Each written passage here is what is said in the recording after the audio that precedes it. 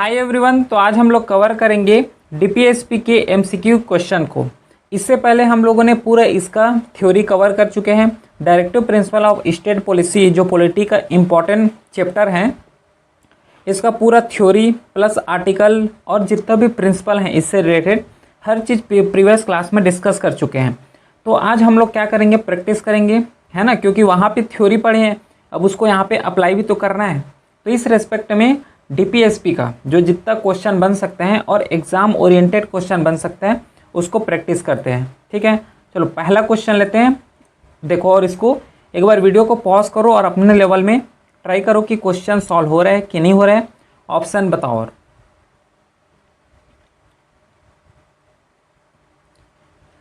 Question है, consider the following statement regarding DPSP. They are inspired by the Irish constitution. They are justiciable, judiciable and enforceable by court. The 42nd Amendment added provision related to free legal aid and environmental protection. क्या answer होने वाला है एक बार बताओ।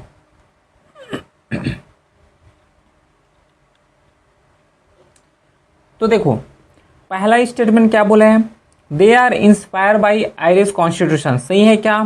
बिल्कुल सही है इस स्टेटमेंट। सेकेंड स्टेटमेंट बोले हैं they are justiciable and enforceable by court. क्या पढ़े हैं क्या?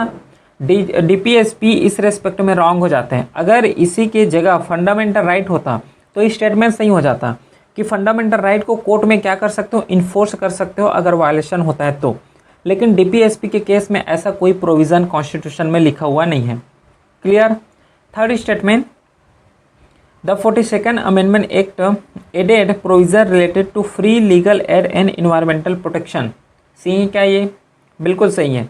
जो थर्ड स्टेटमेंट है ये भी सही है, मतलब पहला और तीसरा यहाँ पे राइट आंसर हो जाएगा। बी ऑप्शन यहाँ पे राइट है। क्लियर, समझ आया? इस टाइप के statement based question specially CAPF में पूछे जाते हैं। ठीक है, न इतना ज़्यादा हाई होता है, न इतना ज़्यादा इनफिमम होता है, मिनिमम होता है। तो ध्यान रखोगे, एक मॉडरेट लेवल जो यूपीएससी का जो स्टैंडर्ड होता है उसके हिसाब से प्रैक्टिस करना। Second statement, which of the following provision falls under the socialist principle of directive principle of state policy. Promotion of equal pay for equal work, prohibition of intoxicating drink and drugs, right to education and public assistance in case of unemployment. Article based और principle based पूरा discuss किए हैं इस class में। ठीक है, theory class में। चलो बताओ इसमें क्या सही होगा, ऑप्शन तक तो पहुंचो एटलीस्ट। जो पहला स्टेटमेंट बोला है कि प्रोविज़न प्रमोशन करोगे equal pay for equal work, सही है क्या?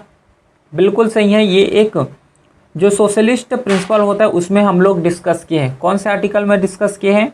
आर्टिकल 39 में हम लोग डिस्कस किए हैं कि equal pay for equal work होना चाहिए। ठीक है। जो सेकेंड स्टेटमेंट बोला है कि prohibition of intoxicating drinks and drugs, क्या ये सही है क्या? प्रिंसिपल में बेस्ड है, ये भी सही है ना। जो ये सेकेंड स्टेटमेंट यहाँ पे बोला गया है prohibition of intoxicating and drug, ये यहाँ पे रॉन्ग है, ये वाला सही है। मतलब थर्ड स्टेटमेंट सही है, यहाँ पे सेकेंड स्टेटमेंट रॉन्ग है। क्यों रॉन्ग हो जाएगा? क्योंकि हम लोग पढ़ रहे हैं सोशलिस्ट प्रिंसिपल।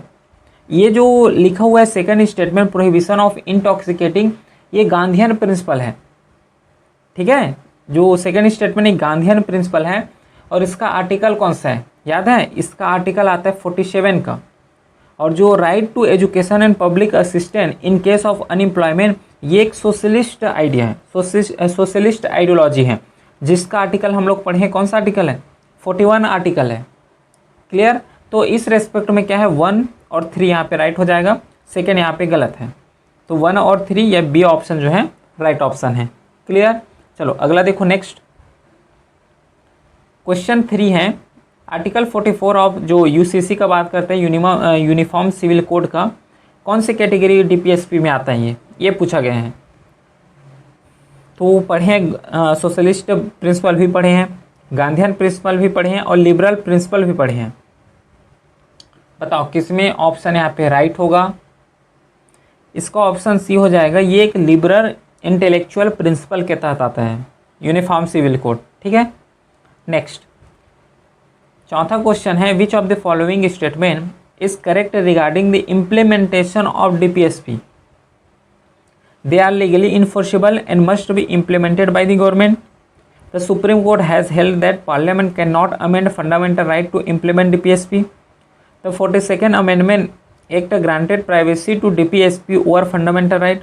प्राइमेसी जो दिए गए हैं. The Minerva Mill case जो है rule that DPSP can not over right fundamental right. बताओ इसमें से क्या राइट आंसर होने वाला है, कौन सा यहाँ पे सही होगा DPSP के इम्प्लीमेंटेशन से. तो इसमें डी ऑप्शन राइट हो जाएगा कि द मिनर्वा मिल केस 1980 का rule that DPSP can not over right fundamental right. जो है इंपॉर्टेंट जजमेंट भी पढ़े हैं हम लोग DPSP में, यहाँ पे इंपॉर्टेंट जजमेंट भी पढ़े हैं. तो उसमें से एक जजमेंट जो है मिनर्वा मिल केस है, उन्होंने बोला है कि DPSP जो है फंडामेंटल राइट को ओवर राइड नहीं कर सकते. मतलब DPSP जो है ऊपर नहीं है फंडामेंटल राइट से, फंडामेंटल राइट है ऊपर DPSP से. ठीक है, तो इस रेस्पेक्ट में डिटेल में वहाँ पे पढ़े हैं. चलो नेक्स्ट क्वेश्चन देखो. The 97th constitutional amendment act 2011 added which new DPSP directive principle to the constitution. कौन सा जो है DPSP को जोड़ेगा यहाँ पे. तो ये है प्रमोशन ऑफ कोऑपरेटिव सोसाइटी. ठीक है, जिसे DPSP के अंदर इंक्लूड किए गए हैं 97 कॉन्स्टिट्यूशनल अमेंडमेंट एक्ट. कौन से आर्टिकल में जोड़े हैं इसको, आर्टिकल 43B में. ठीक है, 43B में यहाँ पे इसको ऐड किए गए हैं. याद रखोगे, promotion of cooperative society. Next question. Consider the following statement about the directive principle. पहला स्टेटमेंट बोला है they aim to establish social and economic democracy in India. The constitution originally classify them into socialist, Gandhian and liberal intellectual category. The Supreme Court has ruled that DPSP should be harmonise with fundamental right. बताओ तो option एक बार mind में सोच के रखो option को. ठीक है, क्या आ रहे हैं, फिर जैसे ही टिक लगाते हैं फिर समझ आ जाएगा कौन सा ऑप्शन सही होगा. वीडियो एक बार पॉज करो और अपने लेवल में एटलीस्ट ट्राई करो. अगर थ्योरी लेक्चर देखे हो तो इजीली बन जाएगा, ये पूरा डिटेल में समझाया हूँ वहाँ पे. ये क्वेश्चन कुछ नहीं लगेगा, ये एकदम हलवा लग जाएगा. ये पहला बोला है they aim to establish social and economic democracy in India. सही है क्या, बिल्कुल सही है. सेकेंड है the constitution originally classify them into socialist, Gandhian and liberal intellectual category. तो ये स्टेटमेंट गलत हो जाएगा कि कॉन्स्टिट्यूशन में कहीं पे भी ऐसा क्लासीफाई नहीं है. हम तो आर्टिकल बेस्ड, उसका जो आइडियोलॉजी बेस्ड यहाँ पे डिस्कस किए हैं. आर्टिकल को जो कैटेगराइज किए हैं हम लोग, वो आर्टिकल बेस्ड कैटेगराइज किए हुए हैं. ठीक है, और आर्टिकल है उसको हम लोग आइडियोलॉजी बेस्ड कैटेगराइज किए कि इतना से इतना आर्टिकल आ रहा है या फिर डिफरेंट जो आर्टिकल आ रहा है ये सोशलिस्ट आइडियोलॉजी को रिप्रेजेंट कर रहे हैं, तो एक जगह रख दो. इस केस में the Supreme Court has rule that DPSP should be harmonise with fundamental right. ये बिल्कुल सही है. ठीक है, मतलब 1 और 3 यहाँ पे राइट आंसर हो जाएगा. बी जो है करेक्ट आंसर है. ठीक है, नेक्स्ट देखो. Which of the following DPSP direct the state to empower public health and nutrition. कौन सा आर्टिकल में इसे इंक्लूड किए गए हैं. तो ये आर्टिकल आता है 47, जिसमें से हम लोग पढ़े हैं कि इम्प्रूव करना है पब्लिक हेल्थ को, न्यूट्रिशन को इम्प्रूव करना है. ठीक है, समझ आया. अगला 8 क्वेश्चन है. Which of the following amendment made primary education as a fundamental right instead of a directive principle. कौन सा यहाँ पे अमेंडमेंट आया हुआ है. तो ये है आर्टिकल 86 अमेंडमेंट 2002 का, जिसमें से बोला गया है कि फंडामेंटल राइट क्या होना चाहिए.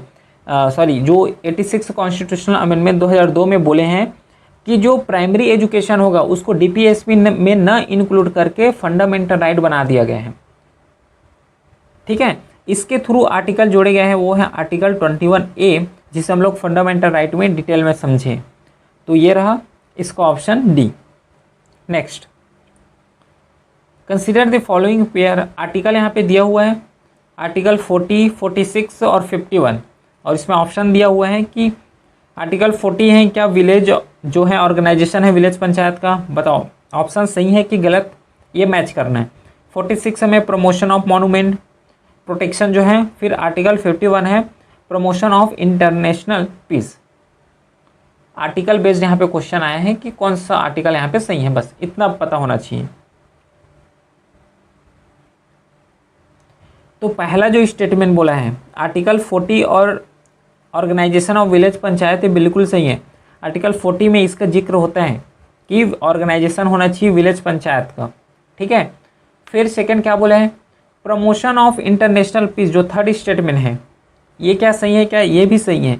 आर्टिकल जो 51 है ये बताता है कि प्रमोशन करोगे इंटरनेशनल पीस को, ठीक है। ऐसा कुछ हरकतें नहीं करना जिससे इंडिया का इंटरनेशनल इमेज क्या हो, ख़राब हो। इंटरनेशनल जो है, इंटरनेशनल में इंडिया का इमेज जो है ख़राब हो, ठीक है। सेकंड यहाँ पे रॉन्ग हो जाएगा। 46 यहाँ पे प्रोटेक्शन ऑफ मॉन्यूमेंट लिखा हुआ है, ठीक है, तो ये गलत हो जाएगा। 46 नहीं है, ये 49 होता है, 49 में बोला गया है, ठीक है। क्लियर हो गया। चलो अगला नेक्स्ट देखो। 10th क्वेश्चन कि विच of the following statement correct regarding relationship between fundamental right and DPSP। All DPSPs override fundamental rights. The Supreme Court has ruled that fundamental right and DPSP should be balanced. The Golaknath case ruled that DPSP have a primacy over fundamental right. The Parliament cannot amend fundamental right to implement DPSP. कौन सा यहाँ पे सही होगा?